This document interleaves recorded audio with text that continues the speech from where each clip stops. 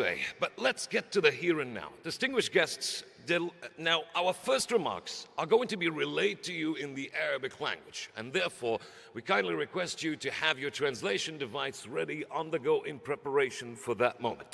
And with that, ladies and gentlemen, let us get to the first honor of all honors. Please welcome with me the host country remarks, as it will be relayed to you by His Excellency Dr. Thani bin Ahmed Az-Ziyudi, the Minister of State for Foreign Trade of the United Arab Emirates, Chairperson of the Ministerial Conference of the WTO. Let's give him a welcome.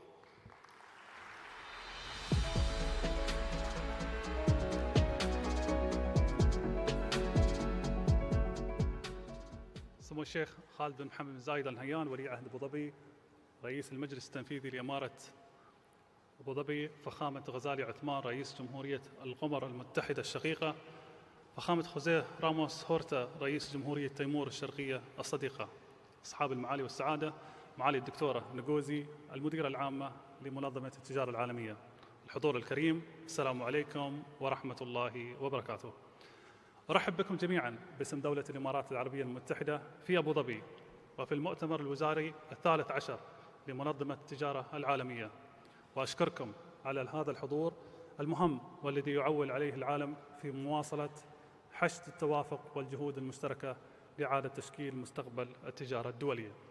السيدات والسادة، انطلاقاً من إدراك دولة الإمارات وقيادتها الرشيدة لأهمية التجارة المفتوحة والقائمة على قواعد شفافة وعادلة في تحقيق النمو الاقتصادي والتنمية الشاملة عالمياً، فنحن مستمرون في هذا النهج عبر المزيد من الانفتاح تجارياً واستثمارياً على العالم. نلتقي اليوم بالعاصمة الإماراتية أبو ظبي، المكان الأمثل لتحقيق الأهداف المرجوة من هذا المؤتمر، فمنذ تأسيسها حرصت دولة الإمارات على أن تكون نقطة التقاء وداعماً لتحقيق التوافق الدولي على الدوام. وتفتخر الإمارات بإرثها العريق وتاريخها الممتد الذي جعل منها مركزاً تجارياً محورياً يربط أرجاء العالم، واستمرارا لنهجها الدائم والمتواصل لدعم حرية التجارة. فقد أعلنت دولة الإمارات قبل يومين عن تقديمها منحة بقيمة 10 ملايين دولار لصناديق منظمة التجارة العالمية، وبالأخص صندوق تمويل اتفاقية دعم مصايد الأسماك، والإطار المتكامل المعزز لدعم البلدان الأقل نمواً، وصندوق دعم المرأة في مجال التصدير الذي تم إطلاقه خلال هذا المؤتمر. وهذه المنحة الإماراتية رسالة مهمة مفادها أن دولة الإمارات برؤية وتوجيهات قيادتها الرشيدة تواصل دعمها للنظام التجاري العالمي متعدد الأطراف الذي تشرف عليه المنظمة، باعتبارها محفزاً للنمو المستدام للاقتصاد العالمي ومساهماً في الارتقاء بحياة الشعوب حول العالم.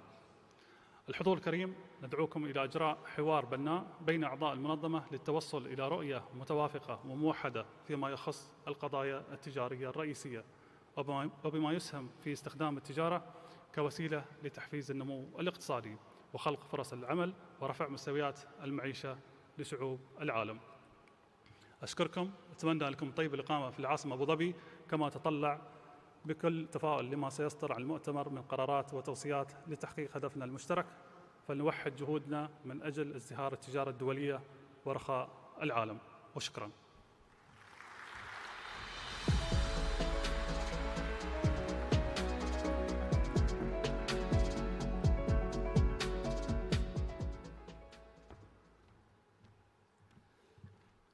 Our thanks to His Excellency Dr. Thani bin Ahmed Az-Ziyudi for these remarks. And now, distinguished guests, please join me in welcoming Her Excellency Dr. Nguzi Okojo Iweala, the Director General of the World Trade Organization.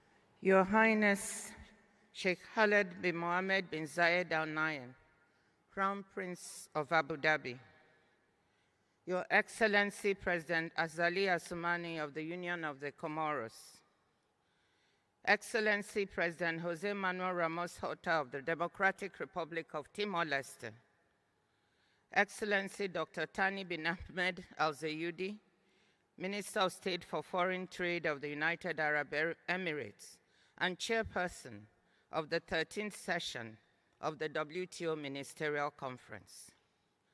Our MC13 Vice Chairs, Excellency Mr. Luke Magloire Mbaga Tagana, Minister of Trade of Cameroon, Excellency Honorable Todd Macleay, Minister for Agriculture, Forestry, Trade of New Zealand, Excellency Mr. Jorge Rivera Staff, Minister of Commerce and Industry of Panama, WTO General Council Chairperson Dr. Atalia Lesiba Molokome of Botswana, Honorable Ministers, Excellencies, distinguished guests, ladies and gentlemen. We are honored at this opening session of the 13th WTO Ministerial Conference to be graced by the presence of His Highness, Sheikh Khaled bin Mohammed bin Zayed Al Nahyan. On behalf of the World Trade Organization, we thank His Highness, the government and people of the United Arab Emirates, for hosting us in the land of tolerance, innovation, and inspiration.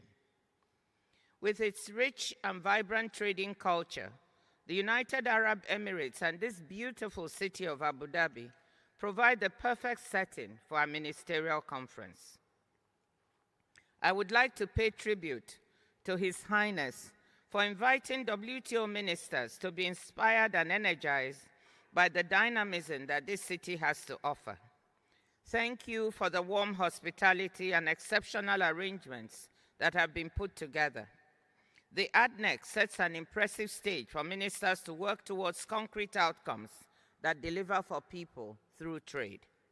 The appropriate theme that our hosts have chosen. The UAE's belief in an open, transparent, and rules-based multilateral trading system and in the power of trade to transform people's economic prospects is vividly seen in the evolution of its economy and society. Trade runs through this nation's blood. The UAE testifies to how trade can improve lives and livelihoods of people and transform a small and undiversified economy into a formidable, resilient, and prosperous one. 3 decades ago, the United Arab Emirates took the decision to integrate into the multilateral trading system by becoming a GATT contracting party. The UAE officially became a WTO member in April 1996 and has since become one of the world's most important international trade hubs. The United Arab Emirates is a trailblazer in international trade, and our MC13 chairman, His Excellency Dr. Thani bin Ahmed Al Zayudi, is the future of trade personified. Empowering youth as economic actors has been at the center of his work through various startups and businesses, big and small, working to stimulate innovation as a means for economic growth and social inclusion. Excellencies, the 13th session of the WTO Ministerial Conference could not be in more capable hands. With the UAE as our host, Minister Al-Zayudi as our chair, I'm hopeful that MC13 will be the success that people across the globe deserve during these uncertain and difficult times. On the eve of MC13, the UAE once again demonstrated its commitment to the multilateral trading system by contributing $10 million to 3 WTO trust funds, the Fisheries Funding Mechanism, the Enhanced Integrated Framework, and the Women Exporters in the Digital Economy Fund, which we launched yesterday, for the benefit of developing and least developed country members. The UAE was one of the first members to deposit its instrument of acceptance of the Agreement on Fisheries Subsidies. This support and leadership is much appreciated, and we thank His Highness and the government and people of the United Arab Emirates.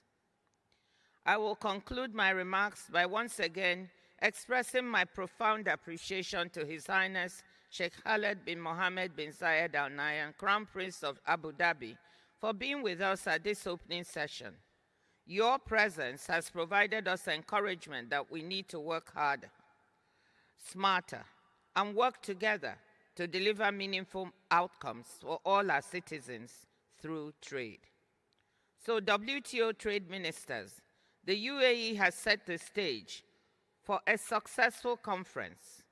It is now your turn to build on it and to reach consensus on MC13 decisions and declarations that would help build a brighter future for global trade and a global economy that works for people everywhere.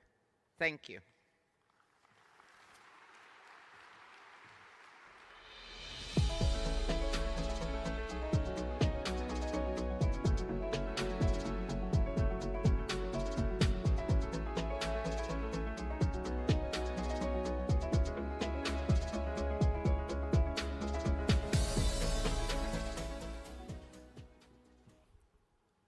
Our thanks to Her Excellency for these remarks. And with that, we would like to also dedicate our thanks to His Highness, Sheikh Khalid bin Mohammed bin Zayed Al Nahyan, the Crown Prince of Abu Dhabi, the Chairman of the Executive Council, for honoring us with his presence today at these opening proceedings at the WTO conference. Thank you very much, Your Highness.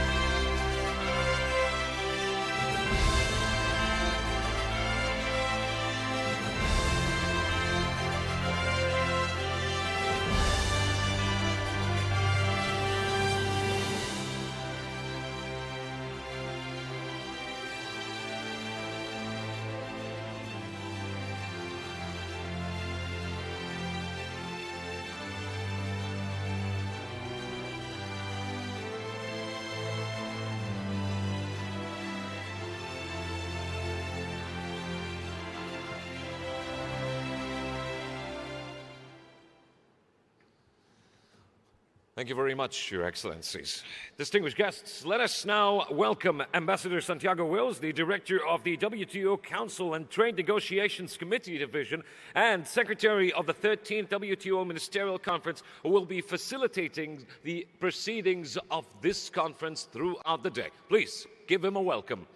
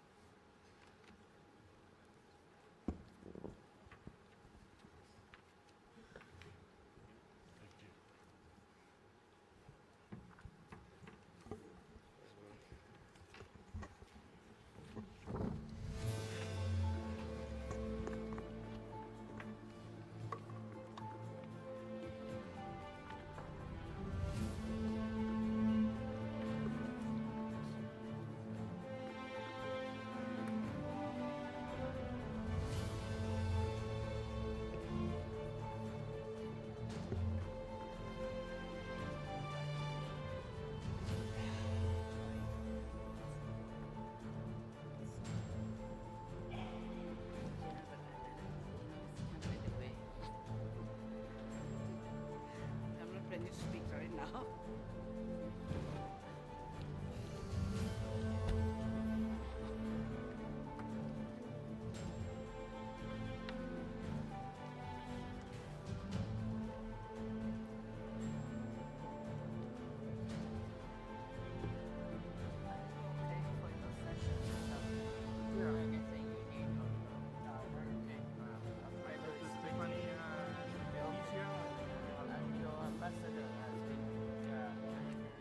For a long time, so he knows.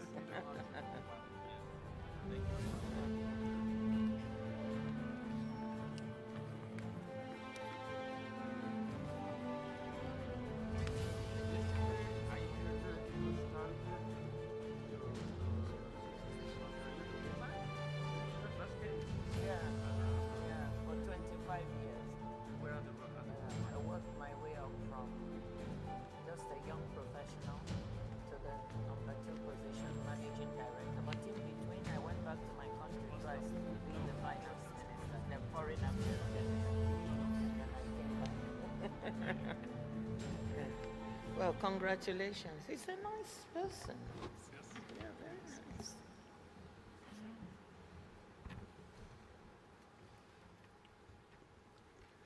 Excellencies, distinguished guests, ladies and gentlemen, it is my honor and privilege to welcome back to the podium the WTO Director General, Dr. Ngozi Okonjo-Iweala, and invite her to address the Ministerial Conference.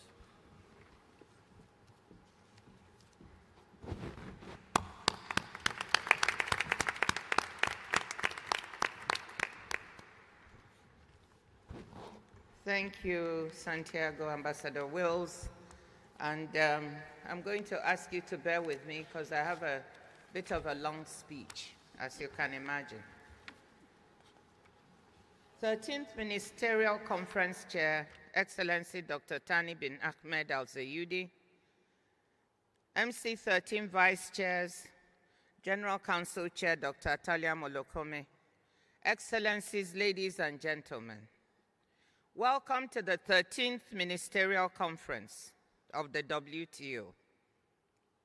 It's wonderful to be here in the UAE and in the Gulf region, which for centuries has been a vital crossroads for goods, people, and ideas. I want to start by thanking our hosts for their excellent cooperation throughout the months of preparation leading up to our gathering here in this spectacular venue. I'm grateful for their optimism, their enthusiasm, and their willingness to act fast. Minister Al-Zayudi has already been hard at work for months to lay the groundwork for a successful MC13, chairing virtual meetings of ministers and reaching out in person to the full membership, most recently at a special General Council in Geneva, not even up to 2 weeks ago.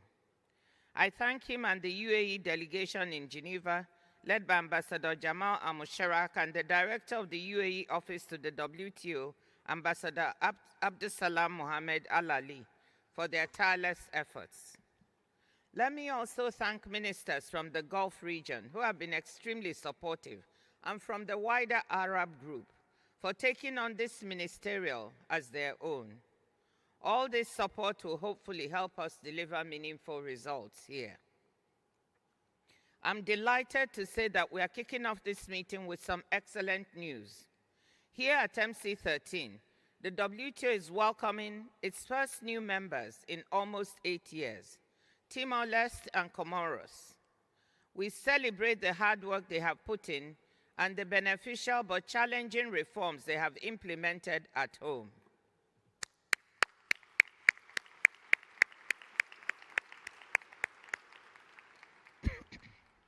Both countries are least developed countries, and we are excited to see them reap the gains of membership as they become new members of the WTO. 22 more countries are seeking to follow in their footsteps. Many of them are present here as observers, including a sizable contingent from the Arab world. The opportunities they see in WTO membership and their commitment to the demanding accession process stand as an answer to anyone who questions the value that the WTO provides.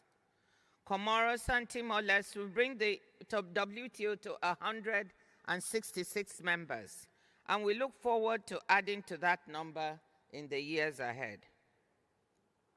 Some additional good news is that the number of acceptances of the Fisheries Subsidies Agreement will reach 70 this week. Several ministers have brought their legal instruments with them to Abu Dhabi, and we will be celebrating them later today. MC13 has helped drive forward ratifications. With the 70 we'll have this week, we'll now have 40 members to go, so that the countdown towards entry into force can start now in earnest. Those members yet to ratify, I have a list of you. You know who you are. I hope you can work fast to help us allow entry into force by my birthday on the 13th of June of this year, which will also mark 2 years since MC12. When we succeed, it will be the fastest entry into force of any WTO agreement, and I know we will.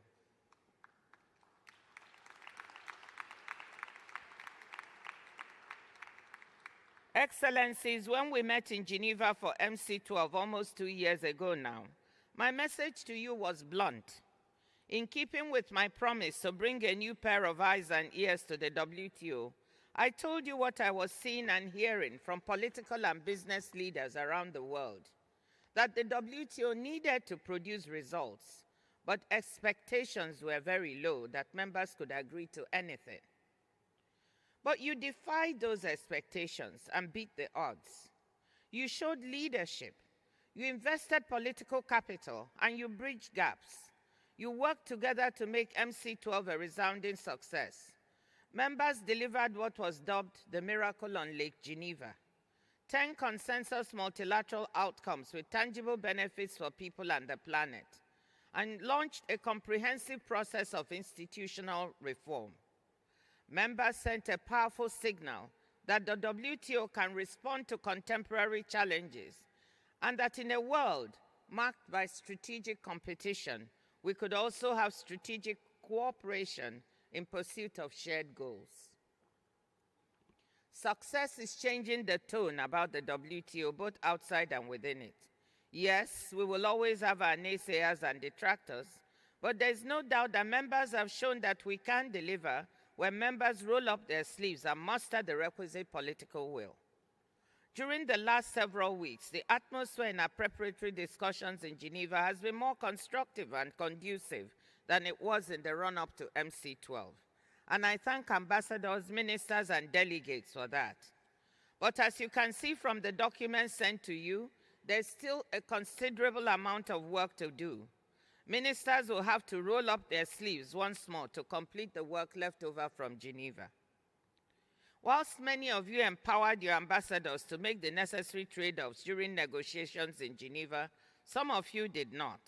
Hence, the important amount of work left for you to do. So our challenge this week is to prove that we can still deliver and demonstrate that MC12 wasn't a one-off miracle on Lake Geneva. We need to convert improved atmospherics into concrete results.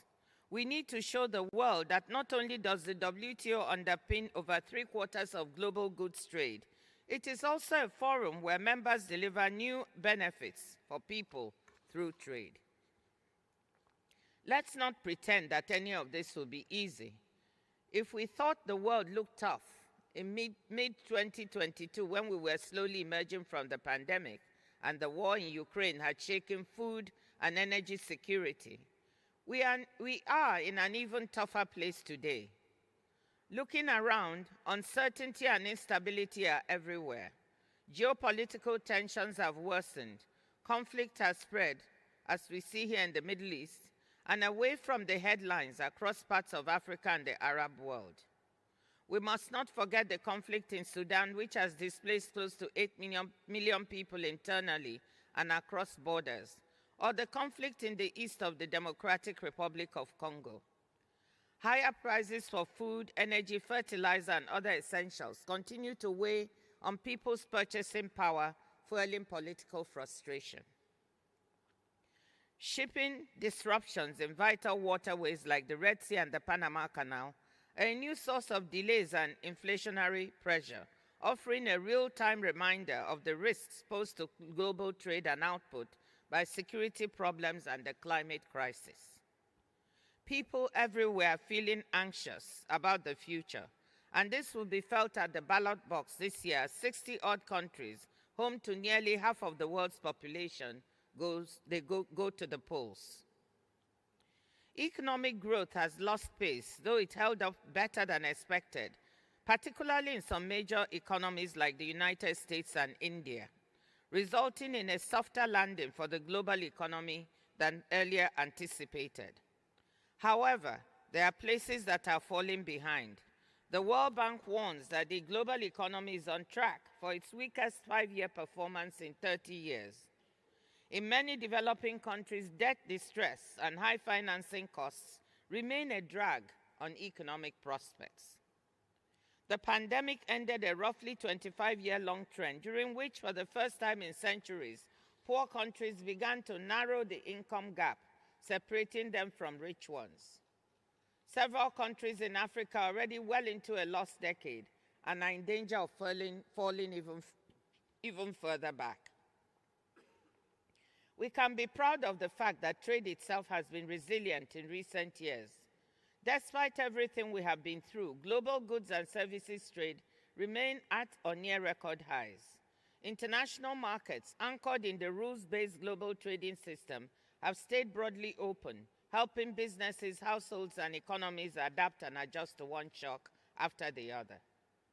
But it would be dangerously naive to take trade's continued resilience for granted.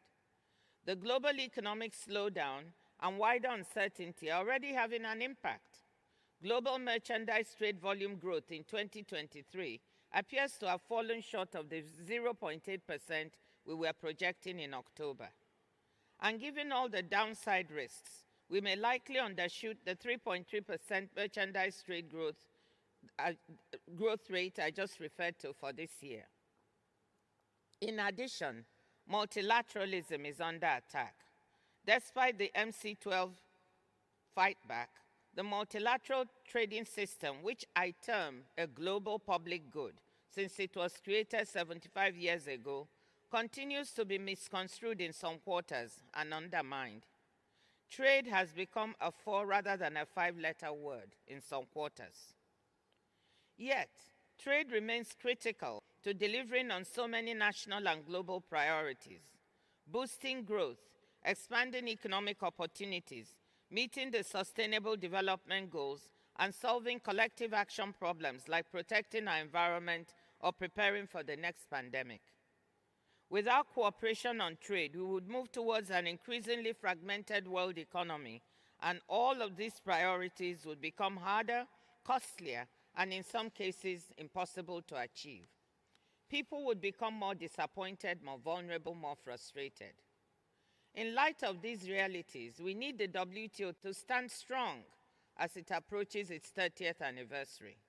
We need to keep reforming and reinvigorating the WTO so that it can deliver for trade in the years ahead, seizing the full potential of services and digital trade, accelerating trade for the green transition, and fostering socio-economic inclusion.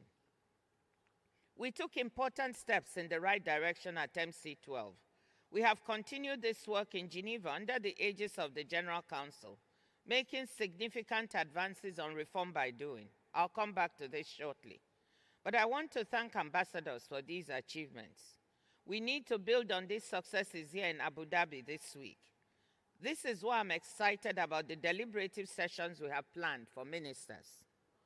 This is something new that we are trying for the first time, and we very much view this as part of WTO reform. We have 2 deliberative sessions, one on trade and sustainable development in all its dimensions: social, environmental, and economic.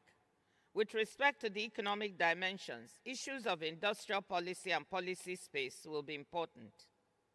The second session is on trade and inclusion. These sessions are intended to provide space for ministers to engage on issues at the center of contemporary economic debate and the intersections with the future of trade policy. Issues on which we need ideas and ways forward, even if they are not on the formal agenda.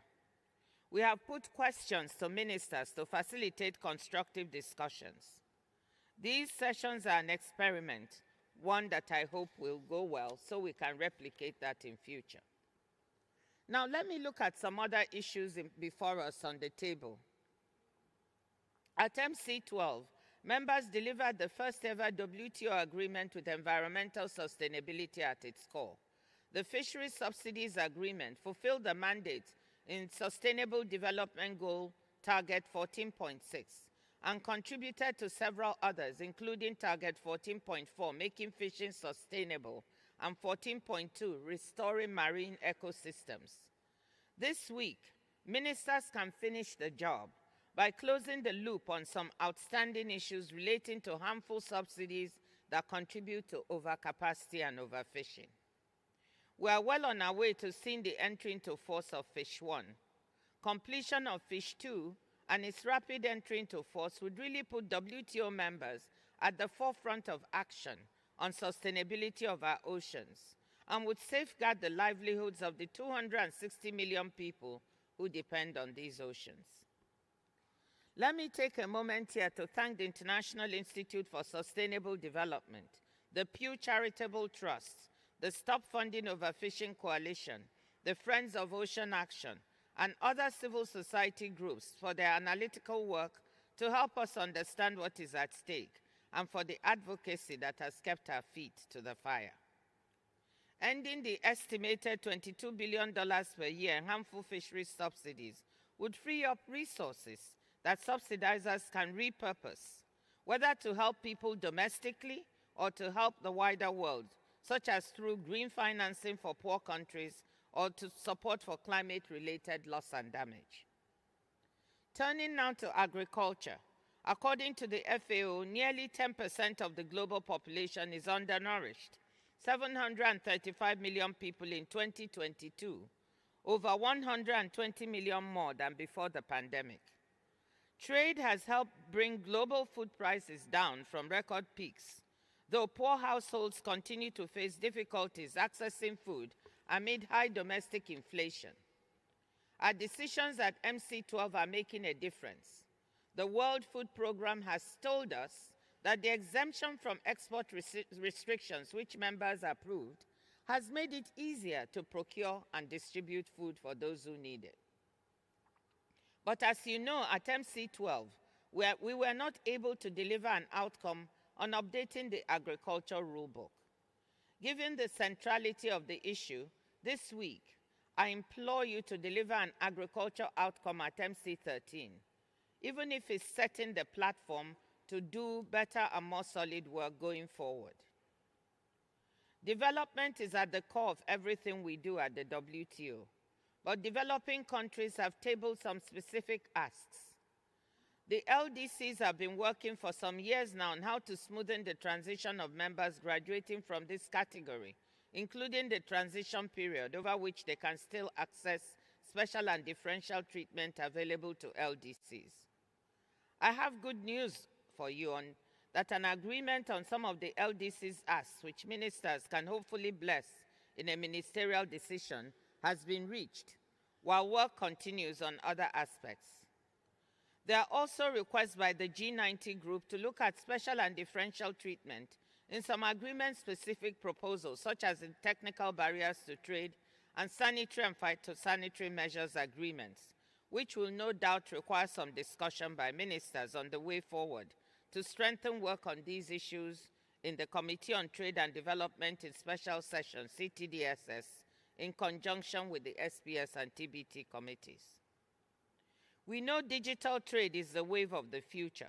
For years, the e-commerce moratorium has been extended, providing a measure of predictability to the global digital economy, now creating millions of jobs, especially for young people and women around the world. At the same time, some members have questioned the value of the moratorium and pointed to its impact on government revenue and the advantage it provides to big tech to consolidate power. A great deal of evidence-based work is now available that we hope will be helpful to ministers to enable them make the right decision. Now for the topic you have probably been waiting for with bated breath, reform. Let me first highlight the important progress that has already been made on what delegates call reform by doing. Members have already moved ahead with over 100 small-scale measures, like digital tools for transparency and improved databases that add up to more efficient and effective work in WTO councils, committees, and negotiating bodies, and easier participation for members, particularly for small delegations.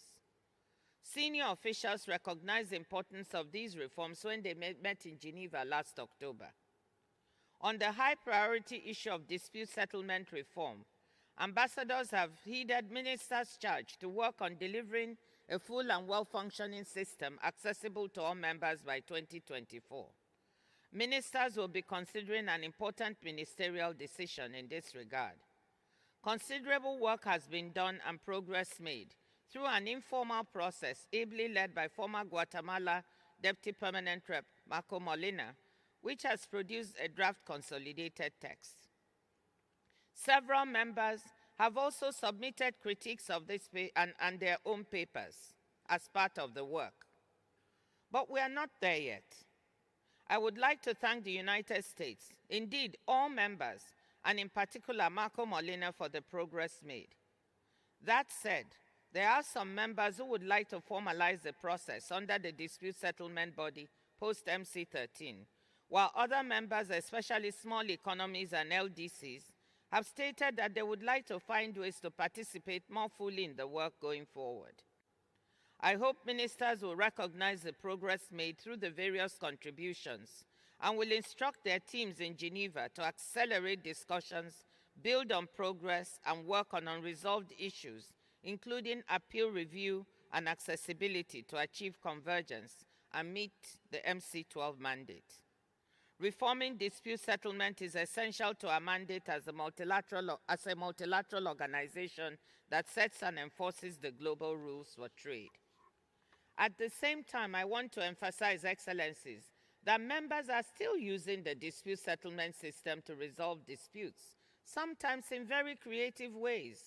The panel level is quite active, with 10 panels working on trade disputes and 9 ongoing bilateral consultations between members. 8 disputes have been recently settled bilaterally at the WTO, with 7 more in the process of resolution. Alternative mechanisms to resolve disputes were always available at the WTO, but now members are making more use of them, including through Article 25 arbitrations and the multi-party interim appeal arbitration arrangement. These important tools help ensure that WTO rules are being followed. In a fast-changing world, the WTO, as part of its reform, needs to operate with multiple instruments. Multilateral instruments continue to be the gold standard, but the WTO also has a proud tradition of some plurilateral arrangements. These include the Information Technology Agreement, which has removed tariffs on roughly $3 trillion worth of annual trade in products on which the digital economy depends, the Government Procurement Agreement, and now the Services Domestic Regulation Agreement. I'm grateful to India and South Africa and the EU for negotiating an approach that allowed the Services Domestic Regulation Agreement to go forward, paving the way for easier access to participating WTO members and economies by services providers from all WTO members. Ministers have an opportunity here to move forward on the plurilateral agreement on investment facilitation for development that has been negotiated by 126 members, the vast majority of them, 90 in fact, developing and least developed countries, hoping to use the agreement to attract much needed domestic and foreign investment. Before I conclude, Excellencies, let me say a word on what the Secretariat itself has been doing to underpin the issues members are grappling with. To preserve our multilateral trading system, the Secretariat has been doing cutting-edge work to estimate the cost of global economic fragmentation, and these costs are significant, signaling the need to work hard to maintain the system we have. Furthermore, in a world where the future of trade is services, digital, green, the Secretariat has done groundbreaking work on issues ranging from measuring trade in digitally delivered services to options for minimizing trade frictions associated with carbon pricing and fostering convergence in carbon standards for steel. We supported the UAE to organize a trade day at COP28, where we presented 10 trade policy options that members could leverage to amplify the impact of climate action. And because the future of trade also has to be more inclusive, we are working on the supply side to broaden access to international market opportunities for people and places left behind by globalization. Through our work, we are advocating for the decentralization and diversification of global supply chains to developing countries and regions left behind by the first wave of globalization. This is a concept we term re-globalization. It will help the world build resilience in supply chains whilst fostering inclusion. Other examples of work designed to foster inclusion is our partnership with the World Bank to bridge the digital divide in 8 pilot countries in Africa, with the International Finance Corporation to understand and plug trade finance gaps, and with the International Trade Center to create a $50 million fund to support women exporters in the digital economy. We want to thank our host, the UAE, and the Gulf countries for an excellent launch of this one yesterday, with a initial contribution of $5 million by the UAE and more in the pipeline soon. The Secretariat is also working on a vision and strategy for the first time ever to guide its work till 2030. The Secretariat must be properly equipped to help members tackle 21st century issues. And in this regard, I want to thank members for approving a small budget increase for the Secretariat after 12 years of a flat nominal budget. Thank you. It was a morale booster for staff. Excellencies, let me conclude by coming back to the agenda of deliverables I described earlier.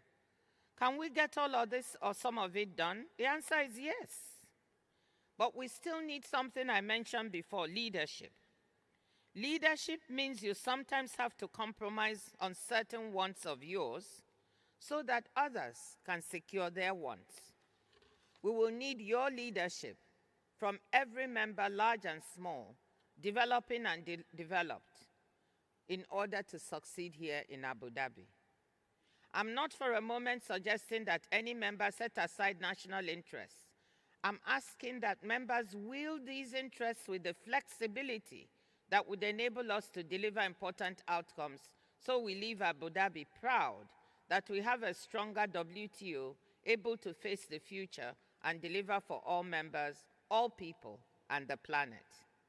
Speaking at the end of the Bretton Woods Conference in 1944, U.S. Treasury Secretary Henry Morgenthau said, and I quote, "We have come to recognize that the wisest and most effective way to protect our national interests is through international cooperation.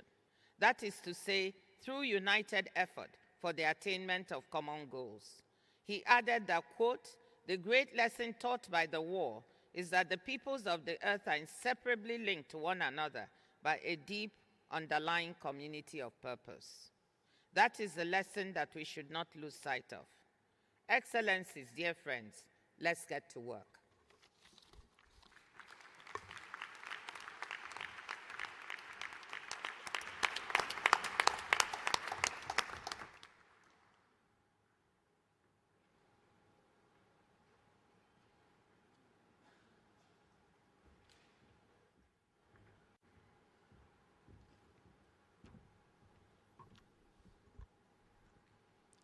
Excellencies, distinguished guests, ladies and gentlemen, we will now proceed to the third segment of the opening session, which is the accession ceremonies of the Union of the Comoros and the Democratic Republic of Timor-Leste.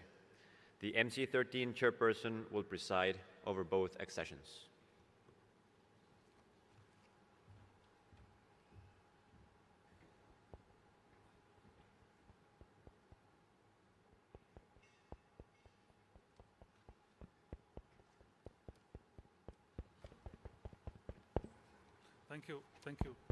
Thank you, Ambassador. Excellencies, we'll now take up the accession of Comoros and Timor-Leste under Agenda Item 2, which is action by ministers. On behalf of all the WTO members and observer delegations, it's a great privilege to welcome His Excellency President Azali Osmani of Comoros and His Excellency President Jose Manuel Ramos Horta of Timor-Leste to the 13th session of the WTO Ministerial Conference. The presence of both presidents at this meeting demonstrate not only their personal commitment, but also that of their respective countries to their domestic reform processes, furthering our common goal as embedding in the multilateral trading system under the WTO. It's an honor for me to welcome to this session the other members of the delegation of Comoros and Timor-Leste that are present, including His Excellency Mr. Ahmed Bazi, Minister of Economy and Investment and Chief Negotiator for the accession of Comoros, as well as Ministers of Agriculture and Post, Telecommunication and Digital Economy, and His Excellency Mr. Francesco Colbadi Lai, Vice Prime Minister, Coordinating Minister of Economic Affairs, Minister of Tourism and Environment, and Chief Negotiator for the accession of Timor-Leste, as well as the Speaker of the National Parliament, the Government of Central Bank, the Ministers of Interior, Transport, Communication and Agriculture, Livestock, Fisheries and Forestries.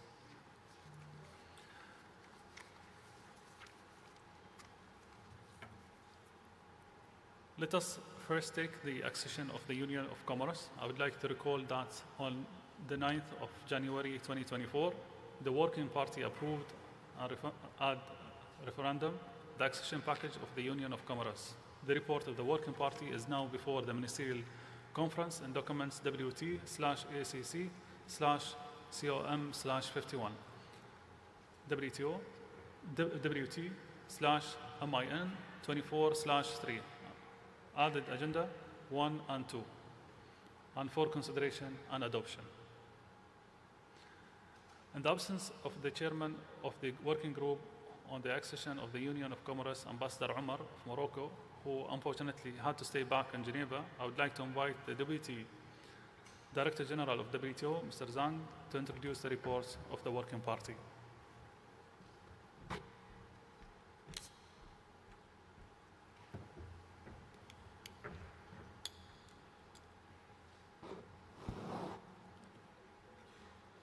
Your Excellency Dr. Thani bin Ahmed Al-Zuyudi, Chair of the Ministerial Conference, Your Excellency Mr. Azeri Assoumani, President of Comoros, Your Excellency Mr.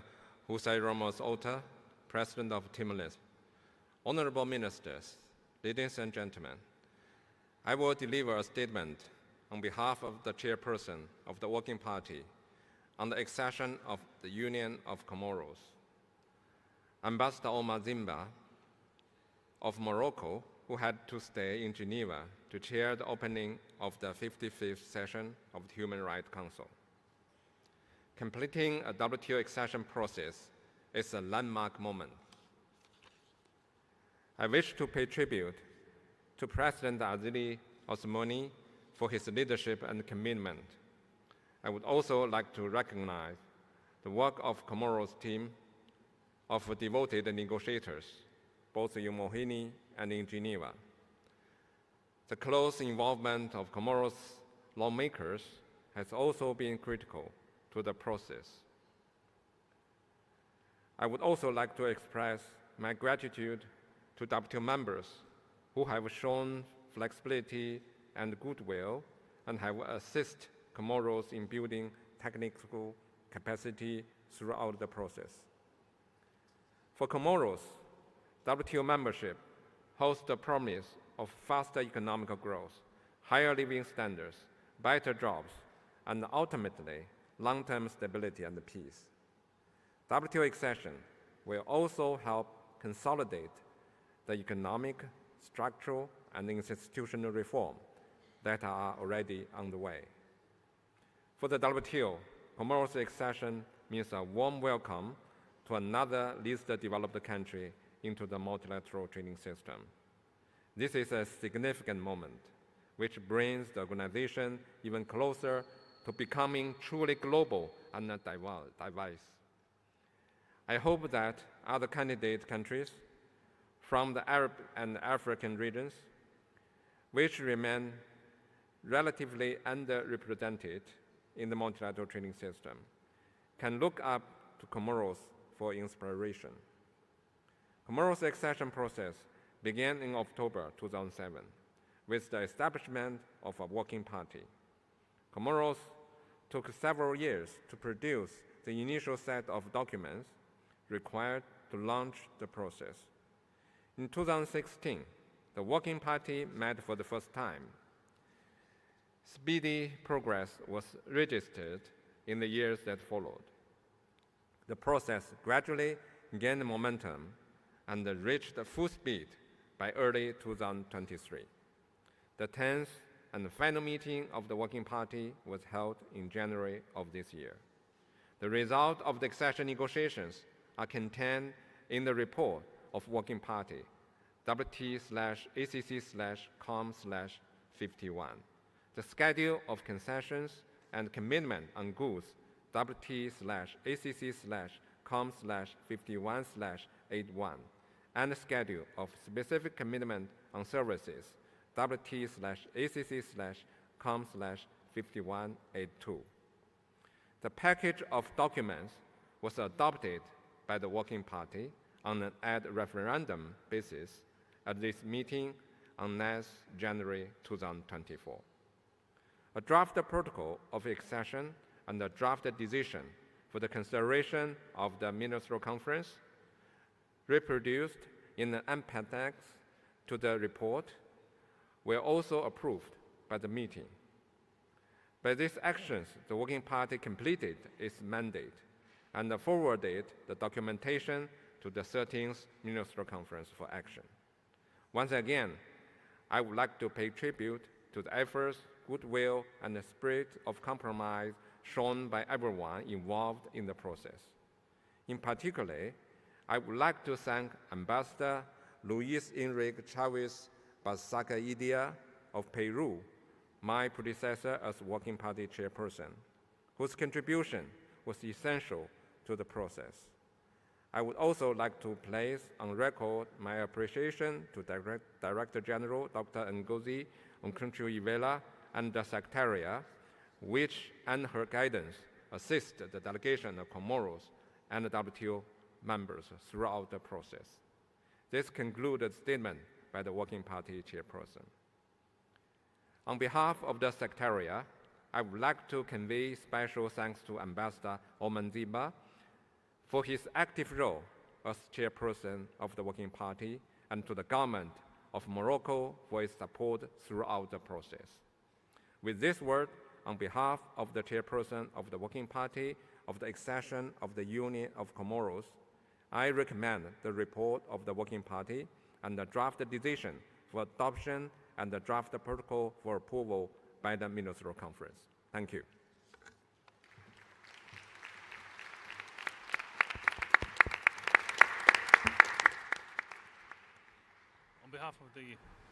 On behalf of the Ministerial Conference, I would like to thank Ambassador Omar for having served as a chairman of this working party for the last 3 years, as well as Deputy Director General Zhang for introducing the report of the working party. In the light of the report presented by Deputy Director General Zhang, I would like now to turn to the action by the Ministerial Conference on Comoros WTO accession in accordance with the decision-making procedures under Article 4 and 5 of the WTO agreement agreed in November 1995, WT/L/93.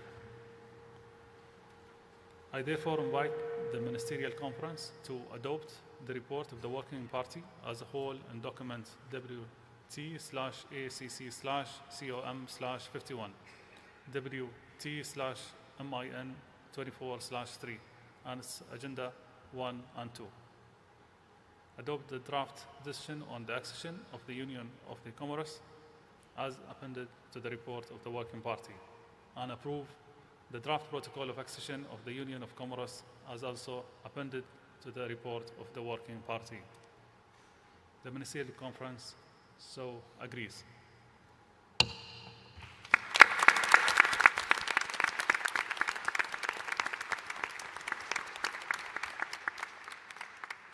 It gives me great pleasure to welcome the decision we have just taken on the accession of the Union of Comoros to the World Trade Organization. I would like to take this opportunity to extend my congratulations to His Excellency President Azali and his entire team, and to the people and government of the Union of Comoros. With regard to the further steps toward Comoros' formal entry as a WTO member, I would like to inform the Ministerial Conference that the signing ceremony of the accession protocol by President Azali and WTO Director General Her Excellency Dr. Ngozi will take place in this room immediately following the consideration of the accession of the Democratic Republic of Timor-Leste.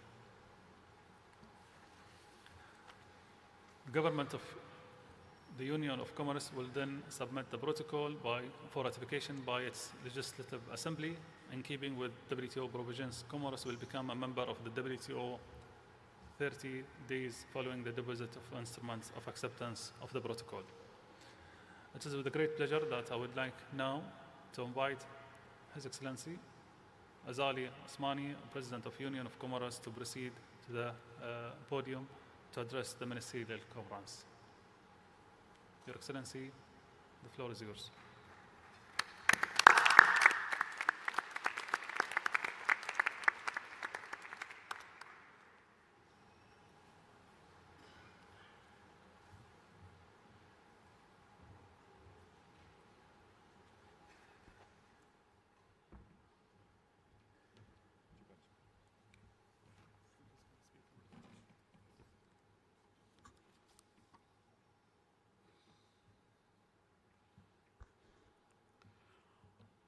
Votre Altesse Mohammed bin Zayed Al Nahyan, émir d'Abu Dhabi et président des Émirats Arabes Unis, Excellence Monsieur José Ramos Horta, président de la République démocratique du Timor-Leste, Excellence Monsieur Thani bin Ahmed Al Zaidou, ministre d'État au commerce extérieur des Émirats Arabes Unis, président de la 13e conférence ministérielle de l'OMC, Madame Ngozi Okonjo, directrice générale de l'OMC et très chère sœur, Mesdames et Messieurs les ministres, Mesdames et Messieurs les ambassadeurs, distingués invités et participants, Assalamu alaikum wa rahmatullahi wa barakatuh. Je voudrais, à l'entame de mon propos, remercier mon frère, Son Altesse Cheikh Mohammed bin Zayed Al Nahyan, président des Émirats Arabes Unis, pour l'accueil chaleureux et fraternel qui nous est réservé dans cette magnifique ville d'Abu Dhabi et pour les bonnes dispositions prises pour assurer la réussite de nos travaux. En ce moment précis, qui consacre l'adhésion des Comores à l'OMC, je ressens une profonde et légitime émotion, et pour cause, cela fait 17 ans que mon pays a formulé sa demande d'adhésion à cette importante organisation. Et cela fait 9 années depuis que mon gouvernement et moi-même menons des négociations difficiles pour atteindre cet objectif. Et voilà que Dieu a voulu que ce moment coïncide avec celui où, à la tête de l'OMC, se trouve une personnalité en tout point remarquable de notre continent, ma sœur, Madame Ngozi Okonjo-Iweala, en qualité de directrice générale de l'OMC. Il se trouve aussi que ce grand événement se déroule dans un pays arabe, ami et frère des Comores, avec lequel j'entretiens les meilleures relations avec ses plus hauts dirigeants. Mais aussi, au moment où l'Afrique a décidé de mettre dans cette priorité la création de la zone de libre-échange continental africain, la ZLECAf, vous pouvez alors imaginer le grand plaisir que j'ai aujourd'hui à prendre part à cette cérémonie consacrant cette admission officielle. Altesse, Excellences, Mesdames et Messieurs, le chemin visant à faire de l'Union des Comores le 165e membre de l'OMC est l'aboutissement d'un processus parsemé de concessions, de clarifications, d'engagements spécifiques, mais il a aussi et surtout été fait de volonté partagée, de coopération et de partenariat mutuellement bénéfiques. En effet, notre requête d'adhésion à l'OMC a été introduite il y a 17 longues années et sous mon impulsion, le gouvernement a présenté en 2016 l'aide-mémoire sur notre régime de commerce extérieur en vue de donner un souffle nouveau à ce processus. Ainsi, cette importante adhésion que nous célébrons aujourd'hui est l'aboutissement heureux de négociations intenses menées au sein du groupe de travail sur l'accession des Comores.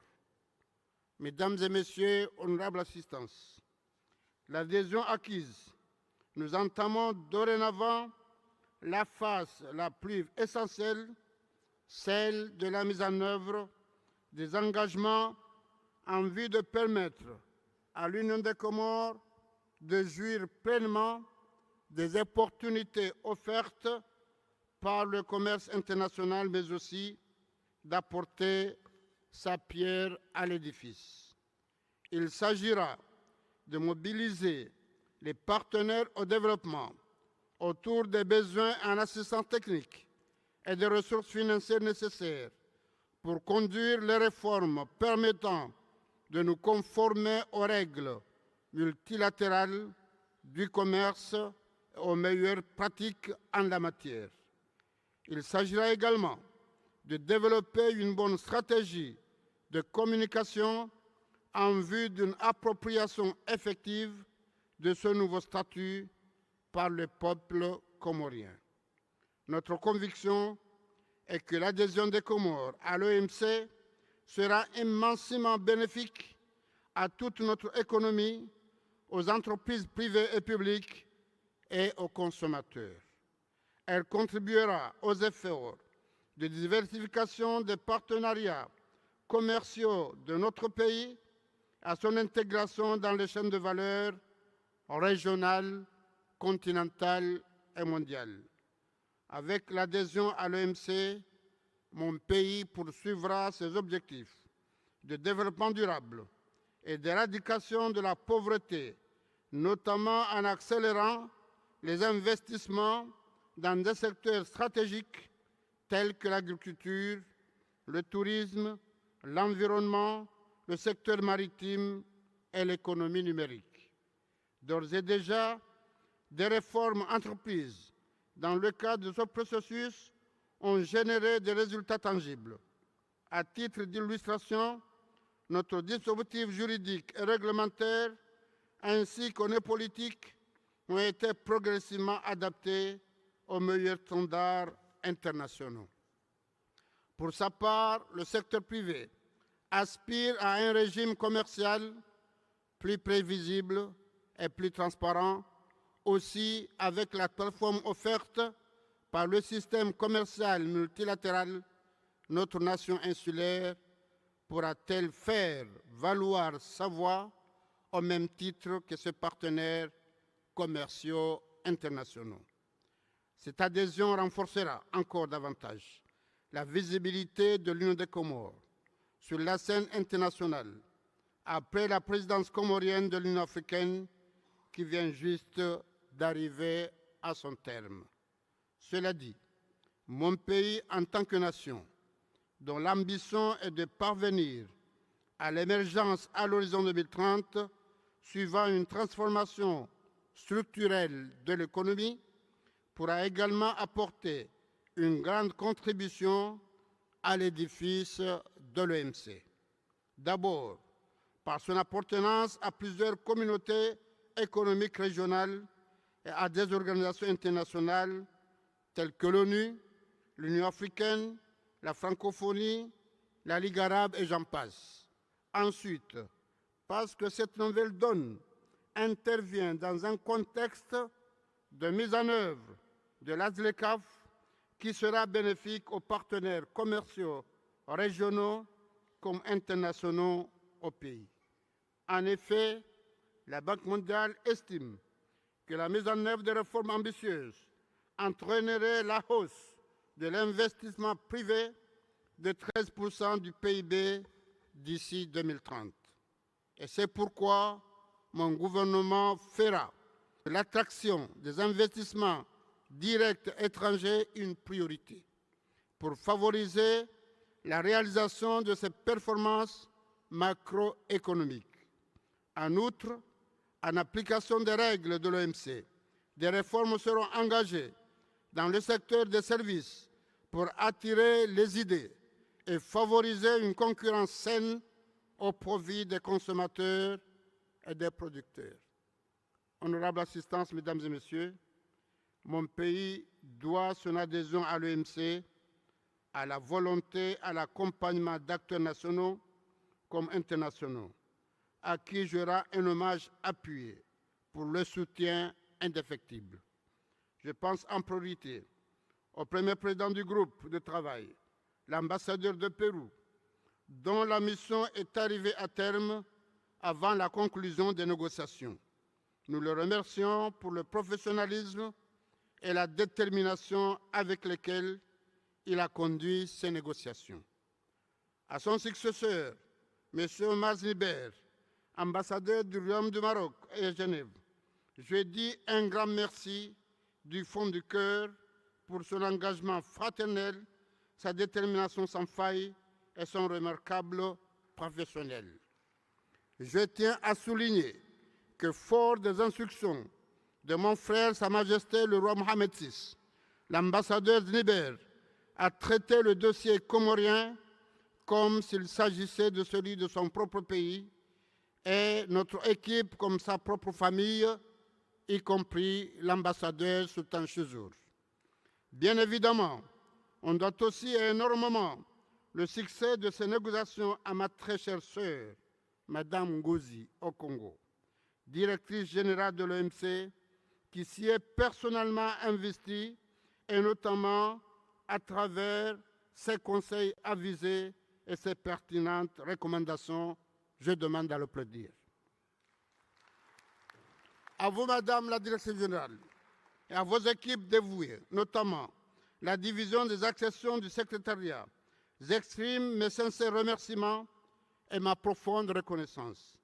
Sachez que le gouvernement comorien est très fier de cet acquis majeur et s'engage à poursuivre sa collaboration fructueuse avec l'OMC en vue de traduire en actes concrets le résultat de ces négociations. Et c'est pourquoi je suis particulièrement heureux de signer au nom de mon pays le protocole d'accession avec vous en attendant sa ratification qui suivra dans le courant du premier semestre de cette année. Je salue également le travail exceptionnel et le dévouement du gouvernement comorien en faveur de cette accession, en particulier les différents ministères de tutelle, ainsi que leurs équipes respectives et l'ambassadeur de l'Union des Comores à Genève, M. Sultan Chouzour. J'ai fait de l'adhésion de l'Union des Comores une priorité de premier plan, et c'est pourquoi je tiens à renouveler la gratitude de mon gouvernement, du peuple comorien, à l'ensemble de nos partenaires bilatéraux que multilatéraux que nous ont soutenus tout au long de ce processus. Et je voudrais vous rassurer de la disponibilité entière de mon gouvernement à poursuivre cet esprit de dialogue et de coopération dans le cadre de ce partenariat promoteur que nous venons de sceller ici à Abu Dhabi. Mesdames et Messieurs, honorables assistances, je ne peux clore mon propos tout d'abord sans féliciter mon frère, le président José Ramos Horta, pour l'accession de son pays à l'OMC et lui souhaiter bonne chance dans les actions futures à mener pour faire de ce grand acquis un vrai levier de croissance économique pour le Timor-Leste. Je ne peux clore mon propos, enfin, sans vous dire, mon frère, Cheikh Mohammed bin Zayed Al Nahyan, ma profonde gratitude, ainsi que celle du peuple comorien pour la grande amitié que vous avez pour notre pays et son peuple. En nous faisant l'honneur, Monsieur le Président, d'abriter cette cérémonie aussi historique pour nous Comoriens dans la splendide ville d'Abu Dhabi, vous continuez de traduire en actes concrets votre bienveillance et votre générosité envers l'Union des Comores et son peuple.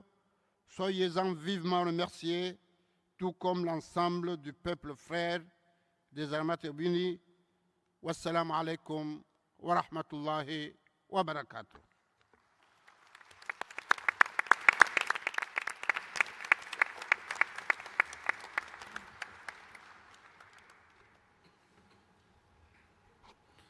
On behalf of the Ministerial Conference, I would like to express my warmest appreciation to President Azali for his address. I would now like to take up the accession of the Democratic Republic of Timor-Leste. I would like to recall that on the 11th of January 2024, the Working Party approved a referendum the accession package of Timor-Leste. The report of the Working Party is now before the Ministerial Conference in document WT/AC/TLS/34 WT/MIN24/4 and Addenda 1 and 2 for consideration and adoption. I would like to invite the chairperson of the Working Party of the accession of Timor-Leste, Ambassador Roy of Portugal, to introduce the report of the Working Party. Ambassador, you have the floor.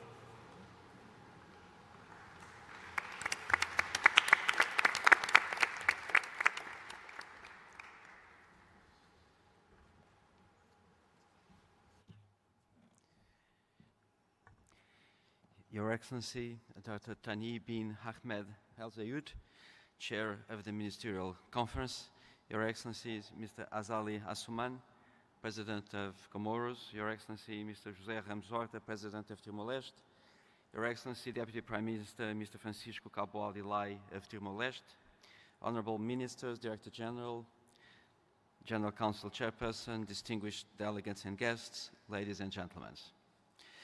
As Chair of the Working Party on the accession of the Democratic Republic of Timor-Leste, I am honored to present the accession package of Timor-Leste and to report on the conclusions and recommendations of this package. The Working Party was established in December 2016 to examine Timor-Leste's request for WTO accession. Since its first meeting held in October 2020, in the midst of the COVID pandemic, the Working Party has a total of 7 meetings, with the final meeting held just last month, concluding the accession negotiations in a record time of 3 years and 3 months. This impressive achievement is the result of Timor-Leste's strong commitment and members' unshaken support to this LDC accession. The results of the negotiations constituting the terms of accession are contained in the following documents. The report of the Working Party, circulated in document WT/ACC/TLS/34, WT/MIN24/4, the schedules of concessions and commitments on goods, contained in document WT/ACC/TLS/34 add 1, and WT/MIN24/4 add 1, and the schedule on specific commitments on services contained in documents WT/ACC/TLS/34 add 2, and WT/MIN24/4 add 2. This package was adopted ad referendum by the Working Party at its final meeting held on the 11th of January 2024. The adopted report contains in its appendix the draft decision for the Ministerial Conference and the draft protocol of accession. The protocol incorporates by reference the specific commitments undertaken by Timor-Leste in the report of the Working Party. By this action, the Working Party completed its mandate and forwarded the document to the 13th Ministerial Conference for action. Mr. Chairman, During the course of the accession negotiations, Timor-Leste has done impressive work in a number of areas. This includes the adoption of WTO consistent legislation, with over 330 legal pieces being notified to the Working Party, setting a new standard for other accessions. Timor-Leste has also undertaken several first-exceeding LDC commitments in areas such as the Information Technology Agreement, Services Domestic Regulation, and Fisheries Subsidies Agreement, making a significant contribution to strengthening the rules-based multilateral trading system. It is my assessment that this accession package has set a clear roadmap for sustained domestic reform in Timor-Leste to promote economic growth, stability, and peace. Before I conclude, I'd like to recognize the political leadership provided by President José Ramos Horta throughout this process. He even participated in a few Working Party meetings. His vision that WTO membership is a stepping stone for Timor-Leste's goal to join ASEAN has served as a key driving force in the process. I would like to pay tribute to Timor-Leste's devoted and committed team under the chief negotiation, Deputy Prime Minister Francisco Caboaldi, who led the process in the final critical stage, and Minister Joaquim Amaral, who led before that. This team has done an exemplary job working often around the clock in Dili and in Geneva, especially during the final months. Our members are also deserve a lot of credit. They supported and worked hard with Timor-Leste, demonstrating goodwill and pragmatism to overcome challenges and enable the smooth conclusion in the accession process. I would also like to place on record my deep appreciation to Director General Ngozi Okonjo-Iweala and the WTO Secretariat, particularly the Accessions Division, who played a key role in the process. In closing, in my capacity as Chair of the Working Party of the Accession of Timor-Leste, I have the privilege to recommend the report of the Working Party and the drafted decision for adoption and the draft protocol for approval by the Ministerial Conference. I thank you.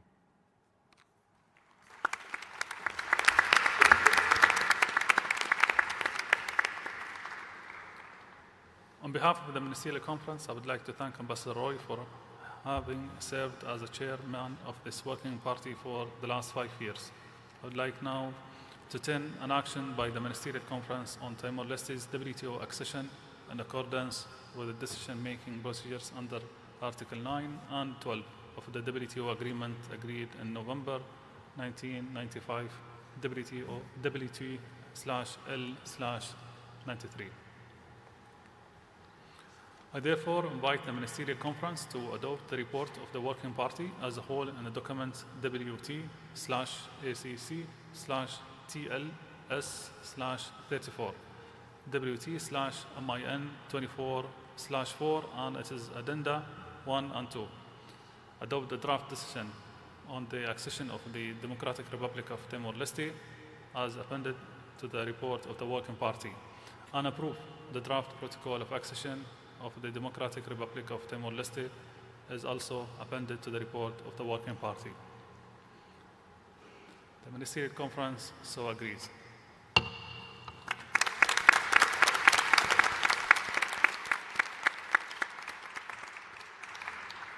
It gives me a great pleasure once again to welcome the decision we have just taken, this time on the accession of the Democratic Republic of Timor-Leste to the World Trade Organization.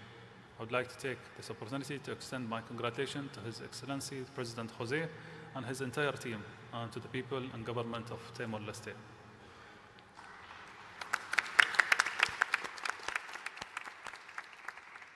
Excellencies, the decision we have just taken on the accession of Comoros and an island LDC in Africa, and accession of Timor-Leste, an island and LDC in Asia, testifying to the world's confidence in the WTO and multilateral trading system.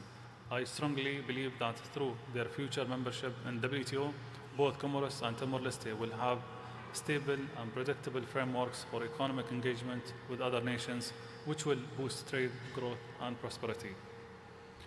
With regard to the further steps toward Timor-Leste's formal entry as a WTO member, as in the case of Comoros, the signing ceremony will take place immediately following this session. The government of the Democratic Republic of Timor-Leste will then submit the protocol for ratification by its legislative assembly. Timor-Leste will become a member of the WTO 30 days following the deposit of instrument of acceptance of the protocol.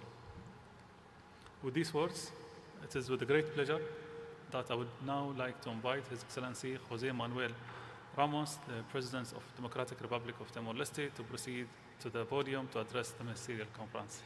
Sir, you have the floor.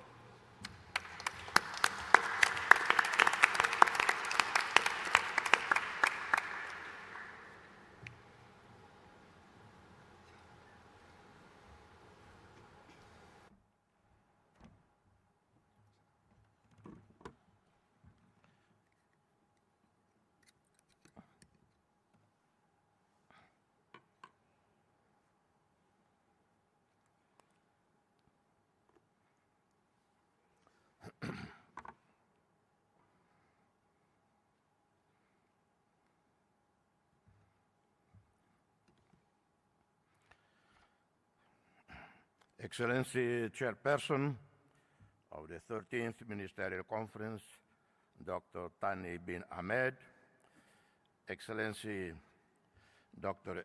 Ngozi Okonjo, Director General WTO, Excellencies Ministers, Excellency, Monsieur le Président de la République de Comores, pays frère. We are situated in the Indian Ocean. Je vous félicite chaleureusement de ces acquis d'adhésion à l'OMT.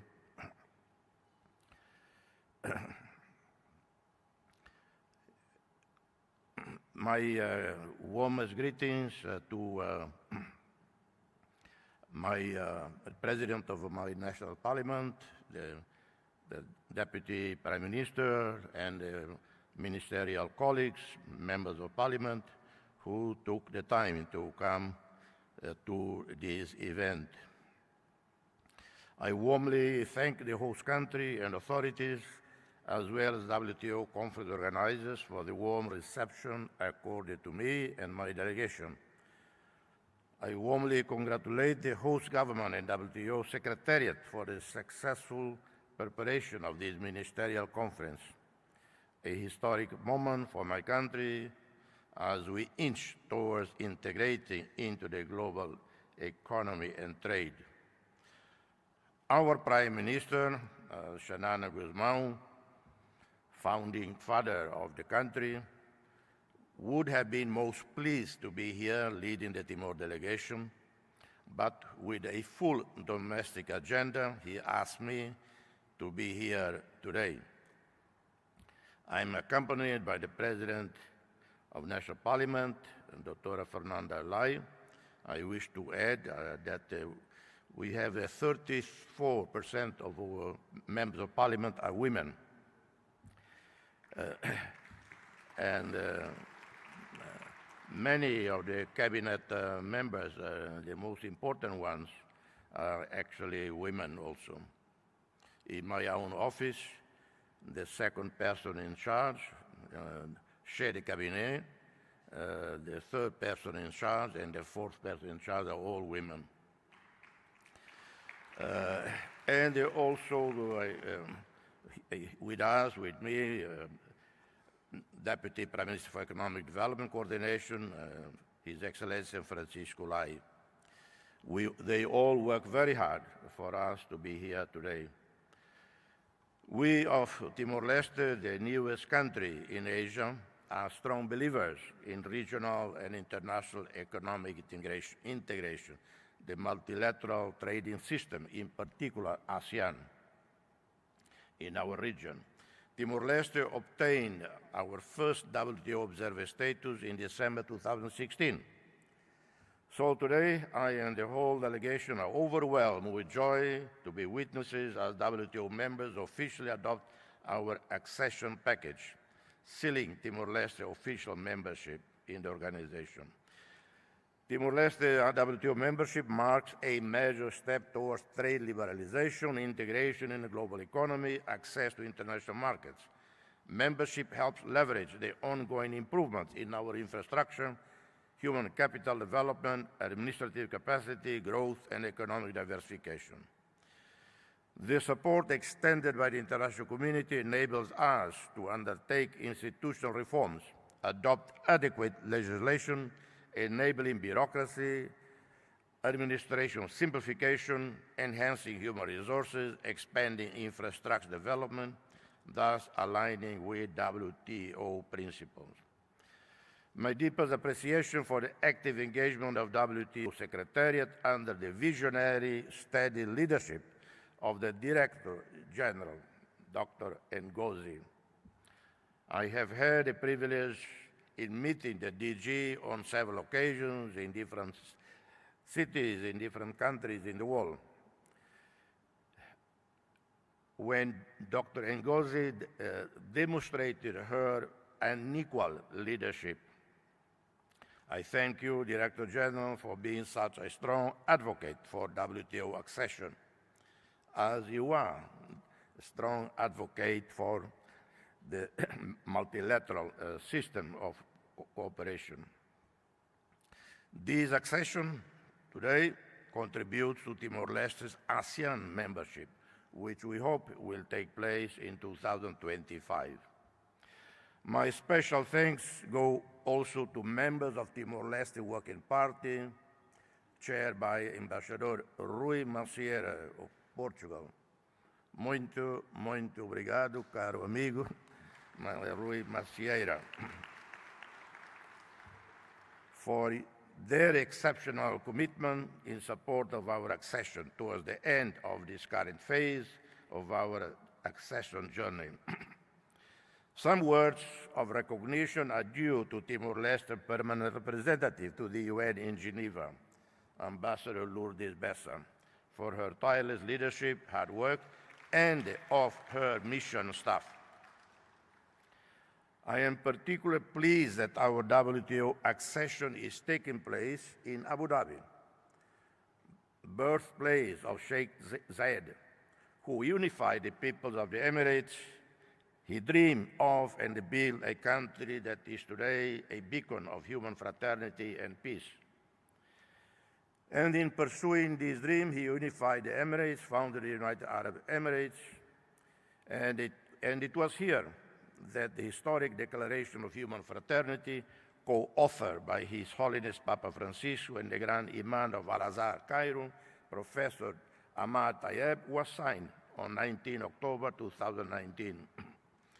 The dream of Sheikh Zayed, his legacy, is continuing with His Highness Sheikh Mohammed bin Zayed, President of the United Arab Emirates. So it couldn't be more symbolic, significant that we are here today. Timor-Leste accession in itself is bringing benefits to the country, and we expect that further benefits will materialize in due course. Being a member is essential to unleash the potential of our economy in several sectors. We are committed to diversify our economy, become a part of the value chain of global economies, to improve the well-being of our people through trade. But we all face challenges and opportunities. But the challenges are far too great and complex for us in the LDC, SEEDS, G7 fragile states. Some challenges are common to much of the world. Challenges related to climate change, unstable weather patterns, highly infectious global pandemics, outbreak of uncontrolled global risks